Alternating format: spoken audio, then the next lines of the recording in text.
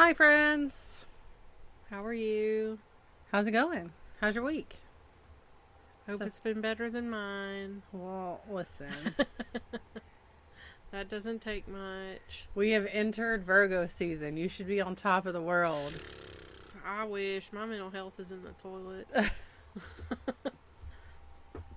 I feel that, but I feel like it's just because it's just about that time of the month for me. One of my medications I gotta go pick up, they increased it because I was like, this is not, I mean, it's doing something, but it's not Doing enough. It's not doing as much as it could be.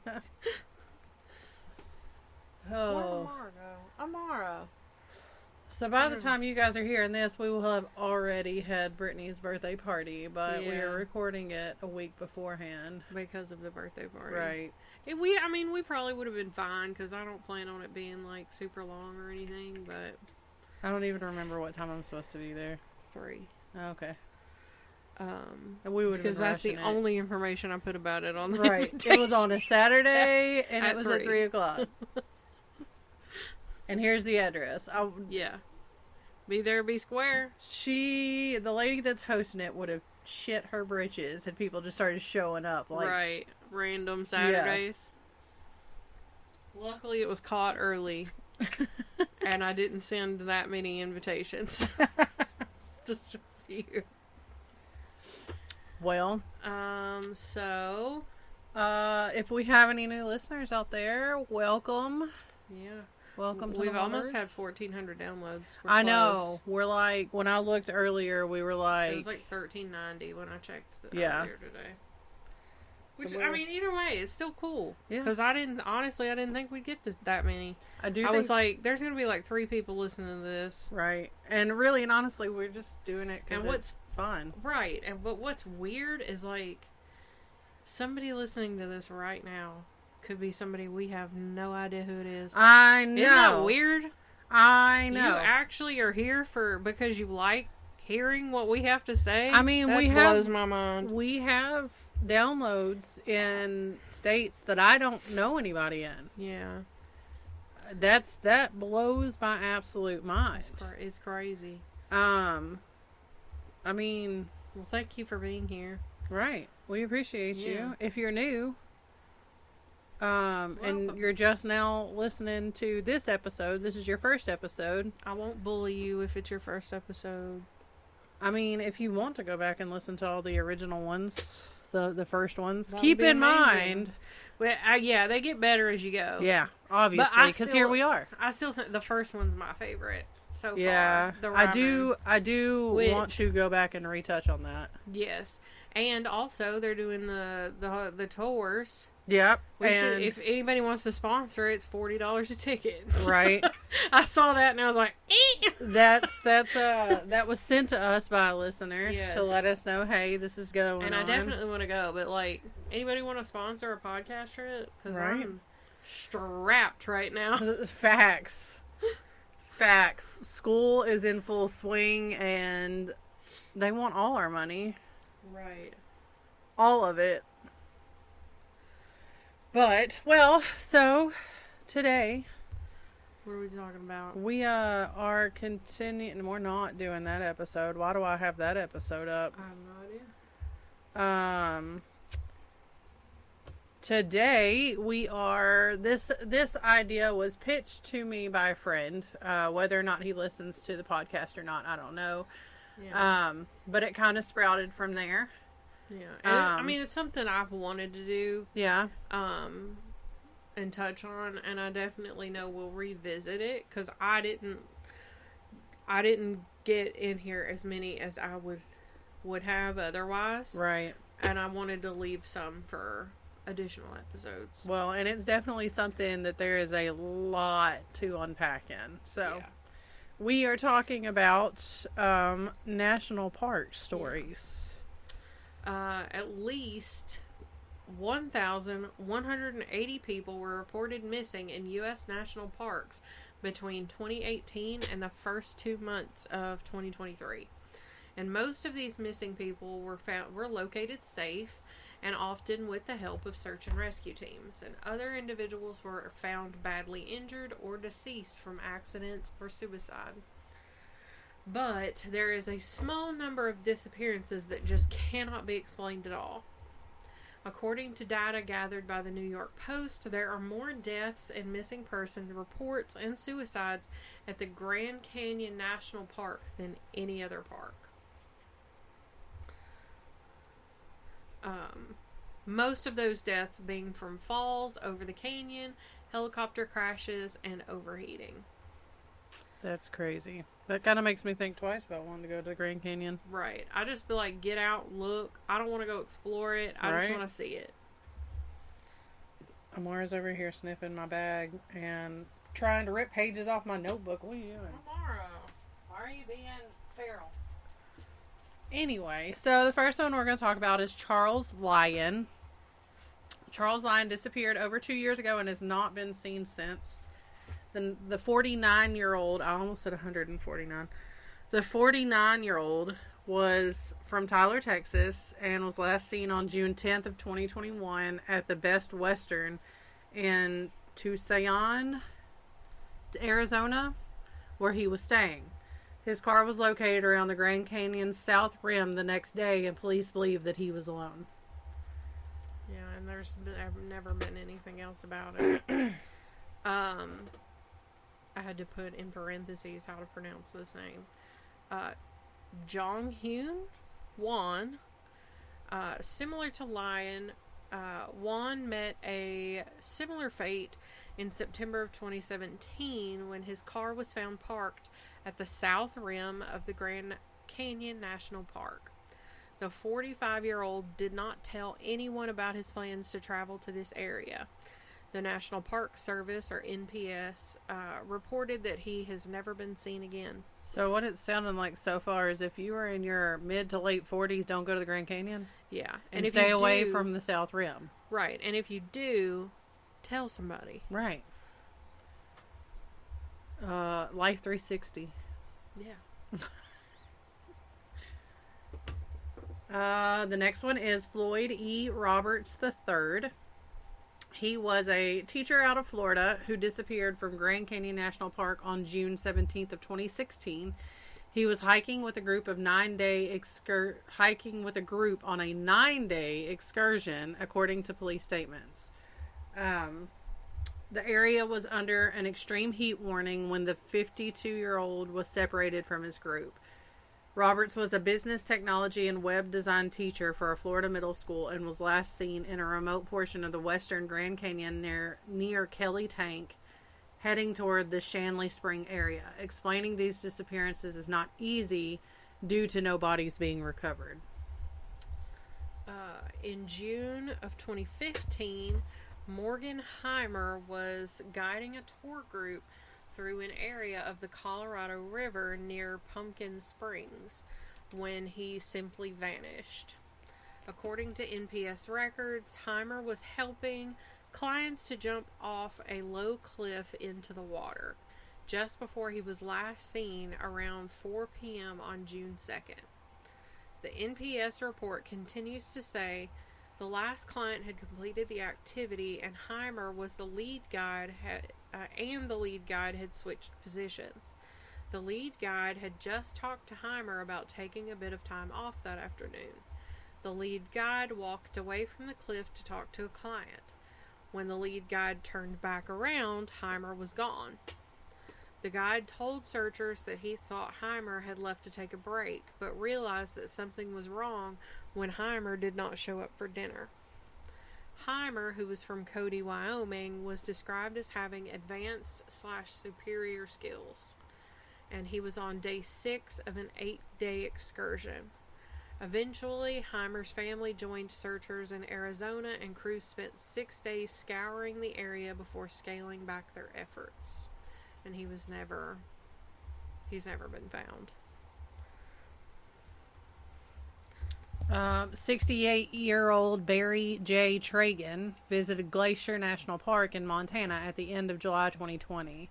His whereabouts raised alarm bells 5 days later when rangers noticed his car was still parked near Kintla Lake. Rangers spent weeks searching for any signs of Barry and came across a pair of sunglasses that they believed were his. Canines were brought in and alerted to an area of the lake's outlet. Boats, ground search teams, and underwater equipment were used, but no signs of Tragan were found anywhere. The NPS scaled back its search efforts beginning August 10th of 2020, and he remains missing. Matthew Silveria, Silveria, from Beverly, Massachusetts, disappeared in July of 2020, and the NPS was called in to assist the Wellfleet Police Department after officers discovered Matthew's car abandoned just miles from the Cape Cod National Seashore. Camping gear and his cell phone were found inside the car. The NPS report also indicated that the 32-year-old man had a history of making suicidal statements. And Silveria's car was found over 120 miles from his home, but he has never been located. On February 28th of 2019, James Pruitt drove 1,400 miles to Rocky Mountain National Park from his home in Etowah, Tennessee. The 70-year-old parked his car in the lot of the Glacier Gorge trailhead, according to the NPS report. His car was discovered by park rangers on March 3rd, and they grew suspicious when the vehicle did not have an overnight parking permit. According to the police, Pruitt's family told rangers that they did not know where he had planned to hike within the national park and stated that they had not heard from him since 10 a.m. on February 28th. The family also stated that Pruitt had not planned to stay in the park overnight. By the time rangers had caught on that Pruitt might have disappeared, Glacier Gorge had gotten 2 feet of snow, and this added to the already challenging search. Rangers searched 15 square miles until March 11th, when their search entered limited continuous operations on March 11th of 2019. Search efforts were briefly resumed in October after some small sporadic searches during the summer, but by that time, it is possible that his remains could have been almost entirely consumed by wildlife, leaving no trace. It's kind of sad. I know. And I'm sensing like a huge pattern here. Oh, for sure. For sure. So far, we have had 0 women. Yeah. Women tend to live longer than men. That's because we don't go out and do shit like this.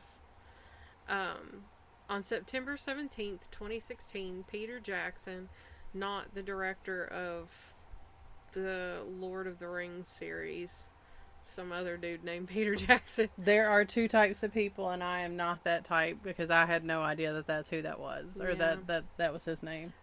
He texted his son to say that he was on his way to the high-traffic Yosemite National Park. He had been staying at the White Wolf Campground and had paid to park through September 21st, 2016. Jackson's backpack was discovered in the area of Ackerson Meadow and Aspen Valley in August of 2019, but neither he nor his remains have ever been found. I don't know why I typed it like that. It's the same thing. On June 20th of 2018, John Squires was rafting with friends when their vessel overturned in the American Creek within Alaska's Katami National Park. He and others were thrown into fast-moving water when their raft collided with a submerged object, according to the NPS receipt. Receipt or report? Should be report. Okay. So, NPS report. See? Normally, it's different when you're reading somebody else's notes. Squires was last seen swimming downriver and trying to get to shore. His friends were able to swim to safety, but were unable to get to Squires. One of his friends, Chad Hewitt, told Outside Online that his friend was the real deal and that his heart was in Alaska. After 5 years, John Squires remains missing. Girls. Alright. And now we'll get away from the disappearances and move into some of the spookier aspects of some of the national parks. I love a good spooky because, in case you guys didn't realize, but we're starting off spooky season. Yeah, this is the official start of spooky season. Badlands National Park is one of those places that can only be described as feeling otherworldly. The park is full of colorful cliffs and formations and is a treasure trove of prehistoric fossils. But there is a small area on the west edge of the park that is known for a little bit more than fossils. Hikers in the Dog Watch Butte area often report seeing a lone woman gesturing at them.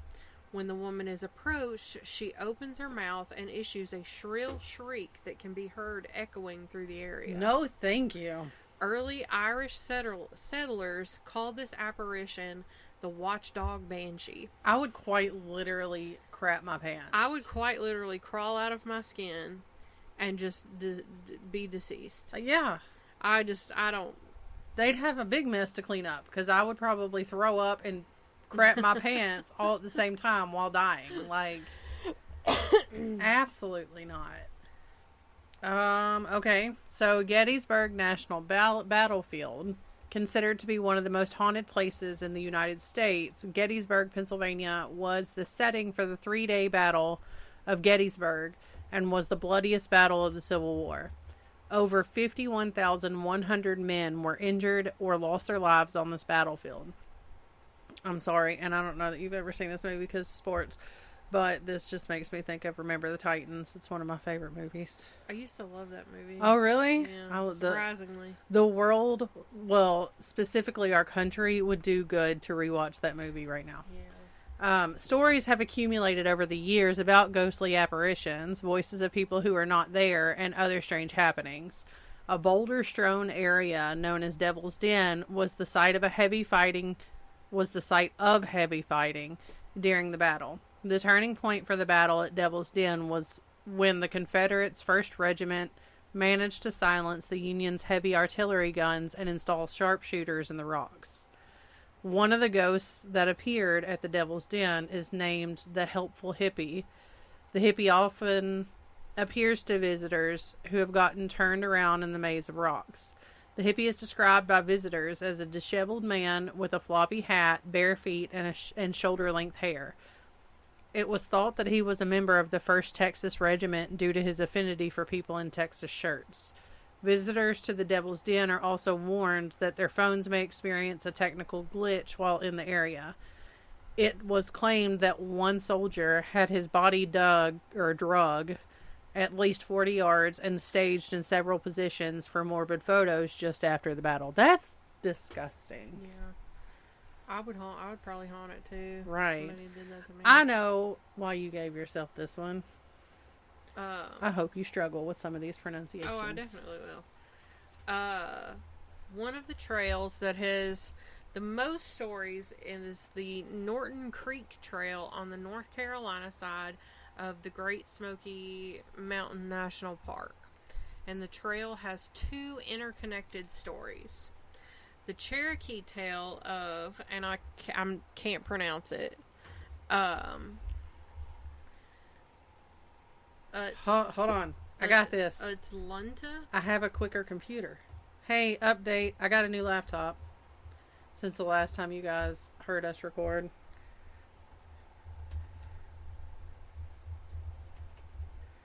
Brace yourselves. Well, I said that.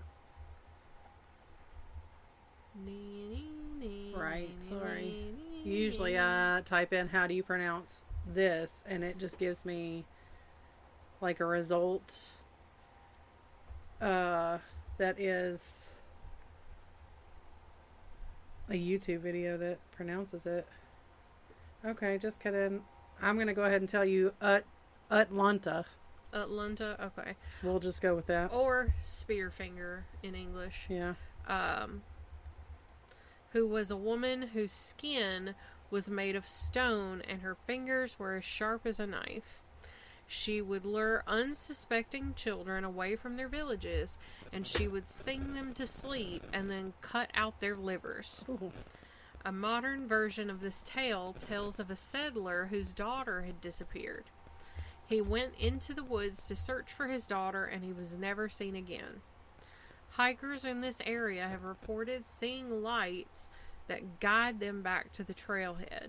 And it is said that the settler is trying to prevent Atlanta from taking, is that what we said? Atlanta? Yeah. From taking new victims. All right. So, Olympic National Park is known for its mountains and rainforest. It's breathtaking and often feels like it's in a whole other world. Lake Crescent is a hauntingly beautiful lake that beauty hides a dark past. Excuse me. Haley, or Hallie, however you want to pronounce that, Latham, was working at a tavern near the lake. She met and married Montgomery J. Illingworth on December 22nd of 1937. Haley vanished, and Montgomery claimed that she had ran off with a sailor to Alaska. Very few people actually believed him, but nothing was found for 3 years. In 1940, an almost perfectly preserved body surfaced in Lake Crescent. It was Haley, and she had been beaten and strangled. Visitors to Spruce Railroad Trail that runs along Lake Crescent have claimed to see a woman wandering the trail looking for help, and they call her the Lady of the Lake. Alright, so the next one is more of like a phenomenon that is across a bunch of different, and you said you never heard of this. So it seems as if this is a phenomenon that is an urban legend, which seems to have been born from a Reddit post. What was that? That was my phone. It seems to have been born from a Reddit post by somebody called Search and Rescue Woods. And this user says that he works for the search and rescue team of people who get lost in the woods. He was in what was only described as an American forest, and says that search and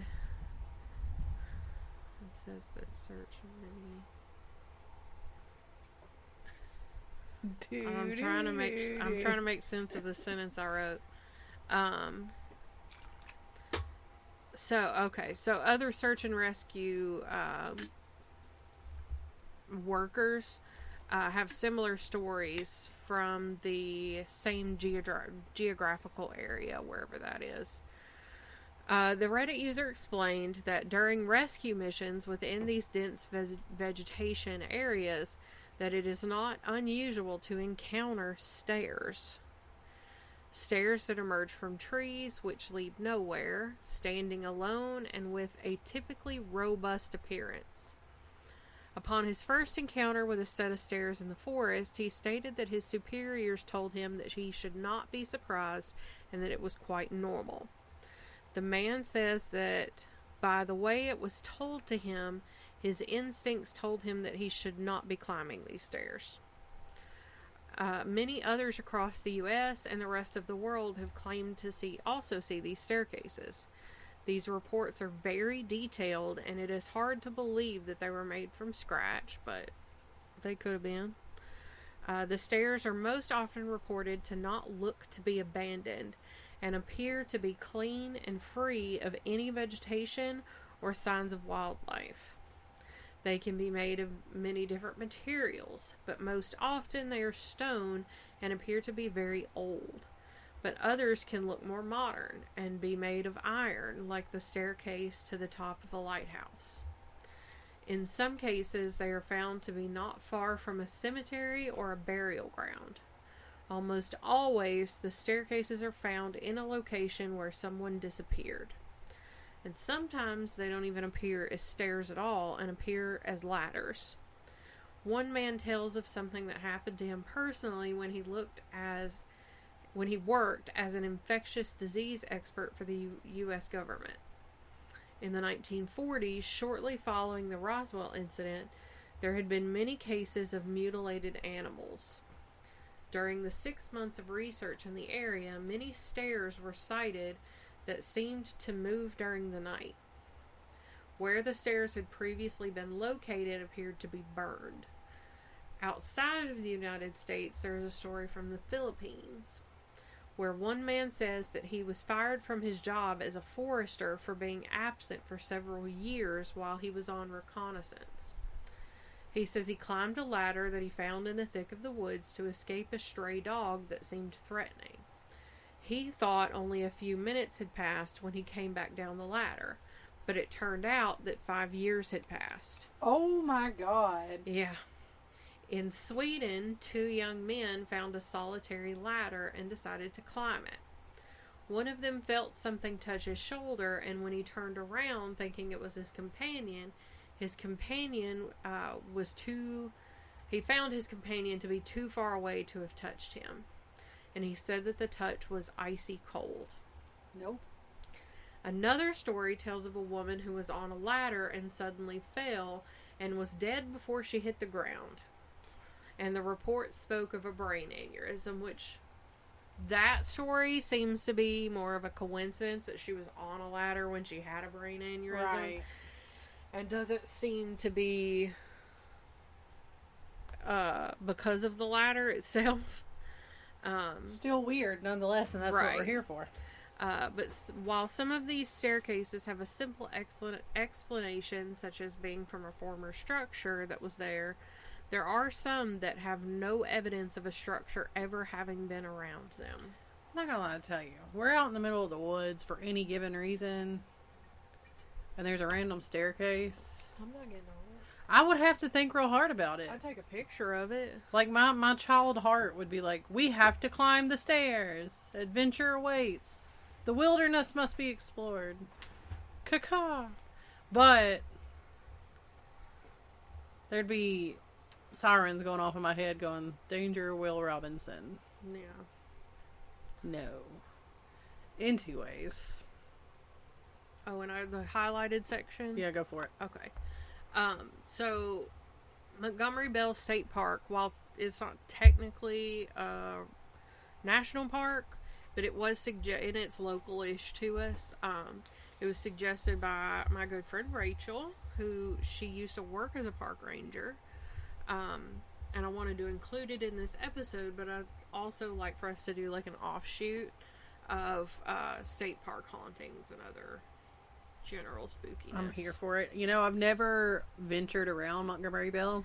I used to do pictures there. I remember you doing pictures there. The only time I think I have ever been there was my parents and I went to go play golf, and I'm pretty sure that we like almost got kicked out, or did get kicked out of that park because there were turkeys and we were on golf carts. And it seemed only fitting to chase said turkeys on golf carts. But Montgomery Bell State Park is home of Werewolf Springs. The legend of Werewolf... Why do you give me words that are so hard?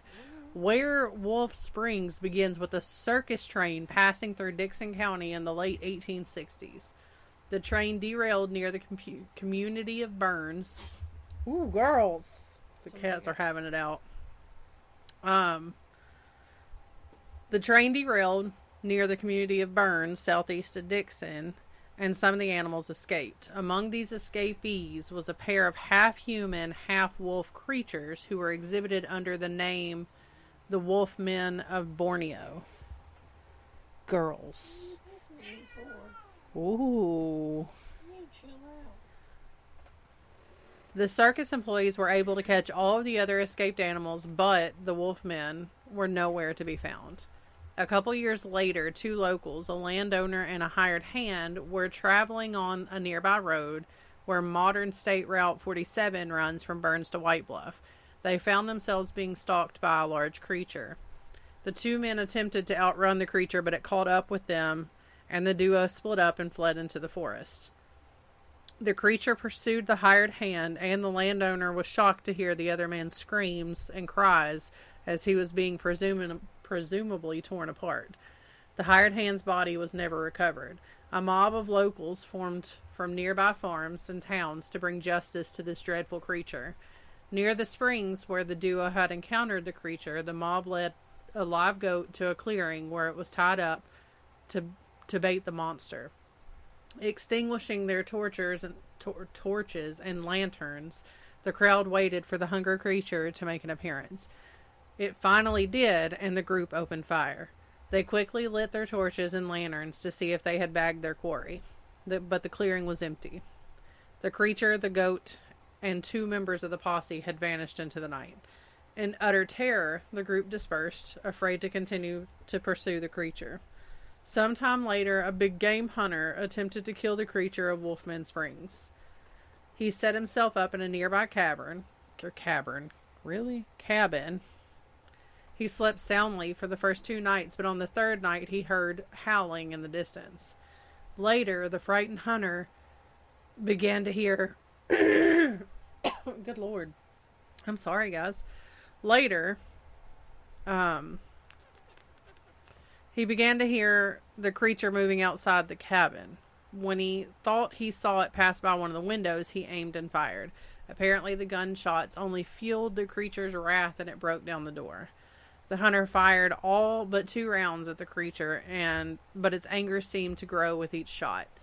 With only 2 rounds left in the chamber, dawn arrived, and the light from the rising sun caused the creature to flee into the shadows of the forest.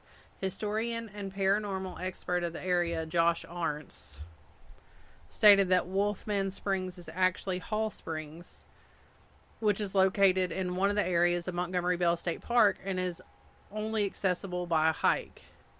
The springs were named for the Hall family, who had a homestead near the springs. The family had succumbed to time, but the family cemetery remains nearby. Arndt spoke to a descendant of the Hall family who grew up near the infamous springs, and she denied that she ever heard anyone speak of the mysterious creature in that area. The land that state park occupies was purchased by the National Park Service in 1935 to develop Montgomery Bell National Recreation Demonstration Area. The park's namesake was a local manufacturing entrepreneur who was instrumental in building the local iron smelting industry. Montgomery Bell has also been pulled into the Wolfman legend, with some stories featuring Mr. Bell as the local landowner, but this has never been confirmed as he passed away before the Civil War. Now, I paused on that name because it sounds familiar. I was going to get you a present while I was at McKay's today. Oh, yeah? Yeah, they had a bunch of Zach Bagans books. Oh, thanks. They were like $10, and I just didn't feel like he was worth it. Hey, you want to know something? What?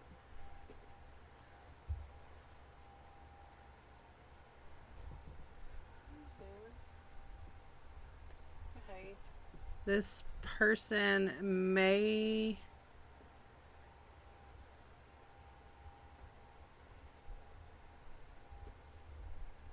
If this is the right person, I know this person. I was going to say, do we know this person? I know this person.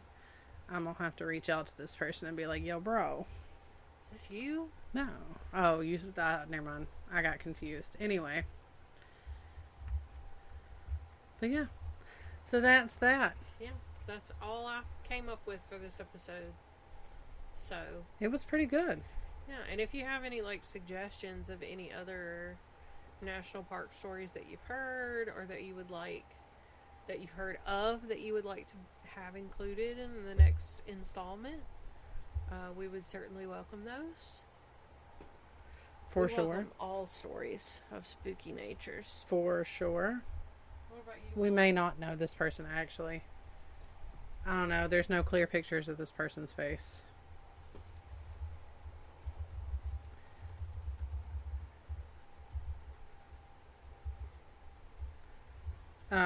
But anyway, so there was something I was going to say, and now I don't remember what it was.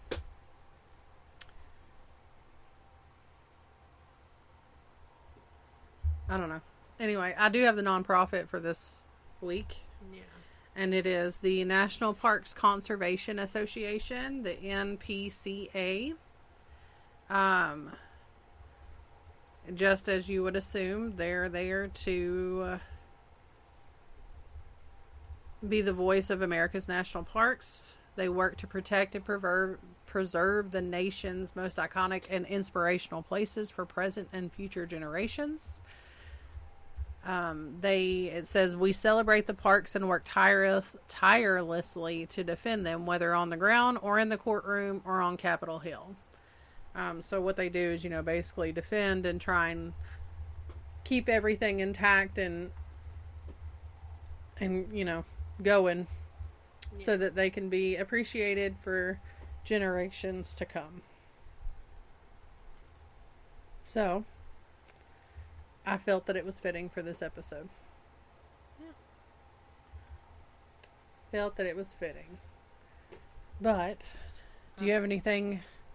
I don't. I found an okay picture of this dude. Let me see. Let me move my ghetto sound booth. I'm sorry, Mara. He's got sunglasses on, but... Possibly. He's a writer for one of the local newspapers, too. Then probably. But no, I do not have anything additional to add. Well, kind of off topic, I did just want to put out there, by the time you're hearing this, it's been a little while since this has happened, but our community just experienced our community just experienced a great loss. One of our school resource officers / police officers passed away.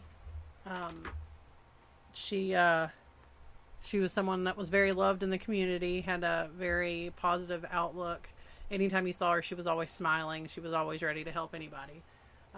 But we do just want to reiterate, and I know that we have on several occasions in the past, and that's not what our podcast platform generally is, but if you need help, if you are having any type of thoughts, suicidal thoughts that you're upset, you need help, don't hesitate to reach out, because don't let a temporary situation be resolved by a permanent problem. I think that was Willow's first guest appearance. Probably. But yeah, reach out to your friends and check on your friends that deal with mental health issues. For sure. Make sure that they know that they've got a good support system. Just sometimes, as somebody who's experienced those types of thoughts in my life, it's nice to know that somebody's checking in on you. Even if they're just going, "Hey, you doing okay today?" Right. That's really all that it makes a difference. And if you're not somebody that's ever had those thoughts, somebody can sit here and tell you all day until they're blue in the face how it feels. You're never going to fully grasp, but that is a darkness. Right. That is, it's just unexplainable. Right. But for sure, reach out, check on your friends. If you are that friend, reach out for help. If it is just to talk, sometimes just getting things off of your chest is very helpful. But that's all I have for this week. Well, this is a short one. Yeah? Yeah. About 40 minutes. Oh, that's not too bad. So, who are we telling this week? I meant to have these ready. Tell your uncle who was going to sell you a curio cabinet, but some other lady wanted it, so you didn't get it. Tell him. I feel like... Is there a story behind there that? There is. Okay. All right. I'm doing okay. I'm handling the decision okay. So yeah, tell your uncle. That rat bastard. He was fine. It's not his fault. All right. Well, while you're telling them, make sure that you are following us on Facebook, Instagram, Twitter. It's not Twitter anymore. It's X. Oh, X. My bad. It's still Twitter. And TikTok. Email us at wandersofweird @gmail.com. That's my favorite thing. Make sure that when you're following us, you scroll through and like a couple things. Yeah. If you're scrolling through your TikTok for you and you see my face pop up or one of our episode screenshots pop up, I don't even care if you watch the whole damn video. Just double tap the screen. Hit the little heart button. It takes 2 seconds. It literally, not even 2 seconds. It just helps. And, you know, if you're feeling extra awesome, just go ahead and hit that repost button, too. Yeah. That helps us get the word out. Yeah. If you see Facebook threads where people are asking for podcast suggestions, recommend us. Throw us out Even there. Even if you don't listen to us. Just I did it yesterday. Played it off like I had no idea who these people were. Hey, you should check out Wonders of Weird. Girl was like, "Hey, I want spooky, scary podcast." I was like, "Not really spooky or scary, but we have some haunting episode, or they have some haunting episodes." Giving them a try. The girls are awesome. Some of their earlier episodes are kind of, you know, they get into a groove though. Right. The audio's a little off on some of them, but just stick with them. Those girls are awesome. My favorite thing is when Daniel.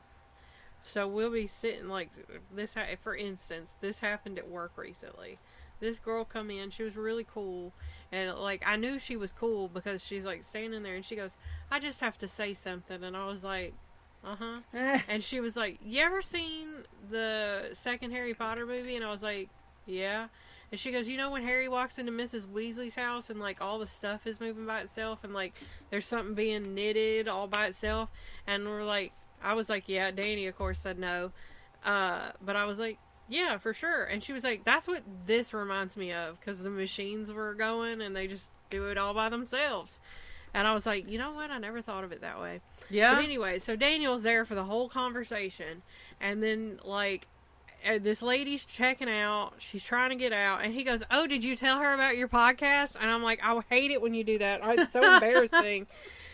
And she was like, "Oh, yeah." And I was like, "You were here for the whole conversation. You know damn good and well I did not tell her about the podcast. Get off me. Get out of my ass about it." Well, you told her. Yeah, and she was like, "I'm following." So, if you're listening, hi. Hi. She was very cute. And really, really nice. I liked her. Nice. Well, we appreciate you guys coming to another week.